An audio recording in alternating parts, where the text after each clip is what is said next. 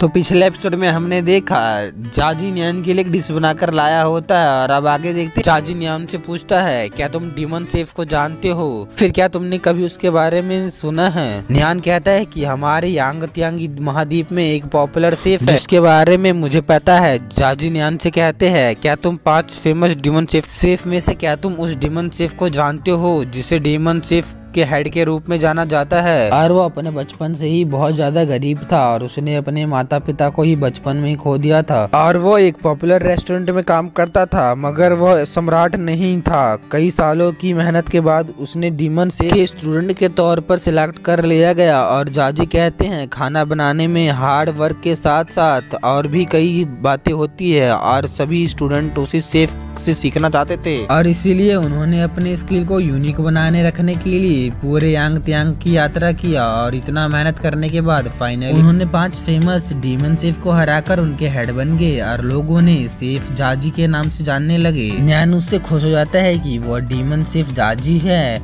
और जाजी न्यान की तरफ देखकर हंसते हैं और न्यान उनसे पूछता है वो फेमस डीमन शेफ आप है तो आप यहाँ क्या कर रहे हैं। तभी जाजी कहते हैं कि मेरे साथ जो हुआ है वो मैं फिर से याद करना नहीं चाहता। फिर भी वो अपनी बनाई हुई डिश टेस्ट करने के लिए कहते हैं। फिर न्यान जैसे ही मीट को खाता है वैसे ही उसका मुंह जलने लगता है। जाजी न्यान से कहते हैं कि तुम खाना खाते खाते बात मत करो और इससे अपने दिल से टेस्ट करने की कोशिश करो। न्यान जब जाजी की बात मानकर उसे दिल से टेस्ट करने लगते हैं तब समझने की कोशिश करता है तो उससे मीट का पीस बहुत अच्छा लगता है और वो कहता है कि जब मैंने इसे अपने मुंह में रखा तो मुझे लगा कि ये पूरे मेरे मुंह को जला देगा, लेकिन मीट को चबाने के बाद उसका स्वाद बहुत अच्छा लगता है और ऐसा लगता है कि मीट में अलग ही मैजिक है। और न्यान फायर मैजिक को रियल में फील करने लग जाता है। तभी न्यान जब अपनी आँख खोल कर देखता है जब उसका फायर मैजिक अपने आप एक्टिव हो गया था और वो समझ जाता है कि इस खाने में मेरे फायर मैजिक को और भी पावरफुल बना दिया है और इसलिए मैजिक बाहर निकल रहा है।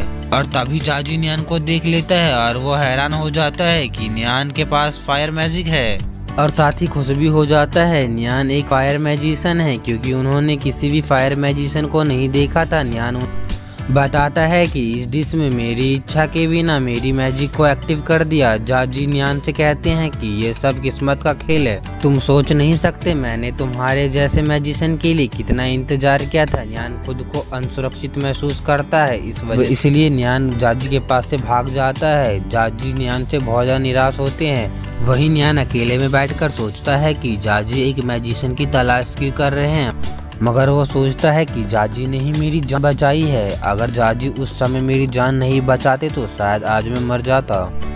इसलिए मुझे जाजी से मिलकर बात करनी होगी कि उन्हें फायर मैजिशियन की जरूरत क्यों है। और वो जाजी के पास जाता है। न्यान जाजी से कहता है कि मैं अपना पहचान नहीं छुपाना चाहता था मगर आप मैजिशियन को क्यों ढूंढ रहे हो। जाजी बताते हैं कि मैजिक की मदद से खाना बनाया जा सकता है मगर मुझे मैजिक नहीं आता, इसलिए मुझे जिंदगी भर यह दुख था कि मैं जादू से खाना नहीं बना पाऊंगा।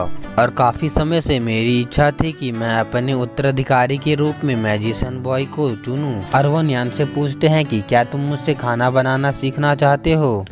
तभी न्यान कहता है कि आप मुझसे जानना नहीं चाहते कि मैंने आपसे पहचान क्यों छुपाई। जाजी कहते हैं सबका एक पास्ट होता है, वैसे ही तुम्हारा एक पास्ट है मगर मुझे उससे कोई फर्क नहीं पड़ता। मैं तुम पर यकीन करूंगा, तुम बस मेरे शिष्य बनो। न्यान कहता है कि मैंने खाना बनाने के बारे में कभी नहीं सोचा, मैं बस एक पावरफुल मैजिशियन बनना चाहता हूँ। जाजी कहते हैं कि तुम इसलिए पावरफुल मैजिशियन बनना चाहते हो कि तुम अपने मॉम और डैड का बदला ले पाओ, मगर मैं तुम्हारी मेमोरी को भुलाने में तुम्हारी मदद करूंगा। और इसी सस्पेंस के साथ इस एपिसोड का यहीं पे खत्म होता है। अगर आपको अगला एपिसोड चाहिए तो आप लोग वीडियो को लाइक करके चैनल को सब्सक्राइब करके आप लोग कमेंट करके बता सकते हो। तो चलो मिलते हैं अगली वीडियो में, तो के लिए goodbye, thanks for watching.